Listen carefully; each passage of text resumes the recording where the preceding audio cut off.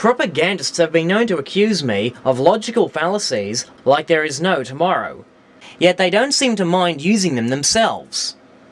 On the 7th of May 2010, Webb announced that he would be releasing rebuttal videos addressing 32 points I made in some documentaries, or at least 32 points he claims I have made. Overall, he came up with over 30 unique reasons that prove, in his naive little mind anyway, that the entire historical record is false. He also identifies about 20 different scientists and engineers by name and calls them all liars. Correction, I didn't call all of them liars. The fact that moon rocks are very similar to Earth rocks was also taken into consideration by Bill Casey. As he states on page 10 of the Desert Publications issue of his book, of all the tasks undertaken to assure near success of the hoax, creation of believable rocks was the easiest. By their own admission, all rocks contained minerals common to Earth. In short, no real surprises at all. Amazingly, although these striking similarities were staring the geologists in the face, they never put two and two together. Of course, as far as the lunar geologists were concerned, the Earth and Moon must have shared the same origin. With this in mind, there can be only two possibilities. Either the Mythbusters were lying, or the readouts were electronically set in NASA's favour. The fact remains, if it is impossible to bounce lasers back to Earth off the Moon's bare surface, as is claimed in the show, how could the US and Soviets have got the data they released long before Apollo 11? It should also be noted that Adam Savage is a friend of Phil Plait. And the Mythbusters' technical consultant for this episode was none other than, you guessed it, Jay Windley. Both of whom are proven liars and have proven to be totally incapable of telling the truth for years. That's strawman number one. In summary, his 32 irrefutable reasons why the propagandist's collective body of evidence is bogus include: NASA's moon rocks have identical elements and isotopes to Earth rocks. NASA's moon rocks and Earth rocks have different elements and isotopes in them. The statement that moon rocks were different to the Earth rocks was a claim made by David McKay and Tony Phillips, not me. Why count it as one of my claims? That's strawman number two. The Soviets never went to the moon. Instead, they ground down a few grams of NASA's moon rocks to create their lunar samples. I never claimed the Soviets never sent probes to the moon. I specifically stated that my theory that they could have got lunar samples by scraping a few grams off an Apollo sample was purely speculation. I never said that was definitely the method used. That's strawman number 3 and strawman number 4. On mission telecommunications, the only station receiving radio transmissions was Parkes in Australia.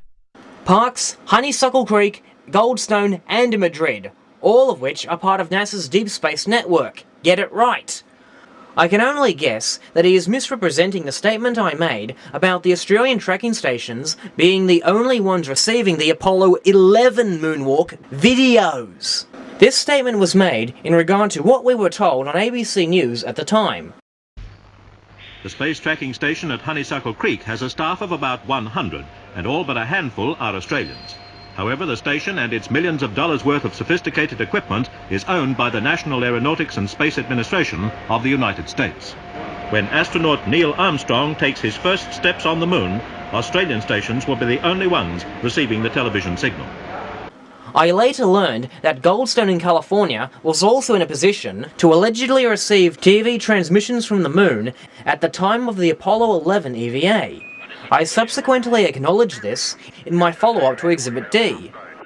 Either way, whether it was just the Australian tracking stations who received the Apollo 11 moonwalk videos, or Australia and Goldstone who received the videos, it's immaterial.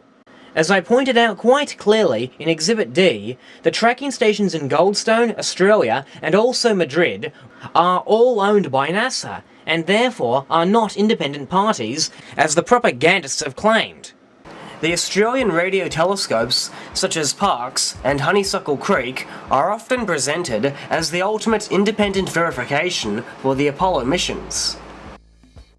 But they are not independent observatories. All the Australian tracking stations are part of NASA's Deep Space Network. Two other major radio stations are also typically cited: Goldstone Tracking Station in California and the Madrid Deep Space Communications Complex. But these two stations make up the other parts of NASA's Deep Space Network. Because it was NASA's radio telescopes tracking NASA's spacecraft, it was essentially the metaphoric equivalent to the fox guarding the henhouse. Given the amount of times I repeated that throughout the video and many other subsequent videos, Webb must surely know my stance along these lines. Strawman number 5. Simulated data came into mission control from the Tetra A satellite. Nowhere in my video did I ever mention the Tetra satellite. I said that the guys at Mission Control could be duped by simulated data, as all they do is feed on whatever the Deep Space Network tells them. Reading through the Clavis website, I was surprised to find this admission from Jay Windley. There were two groups of people that dealt with telemetry during Apollo.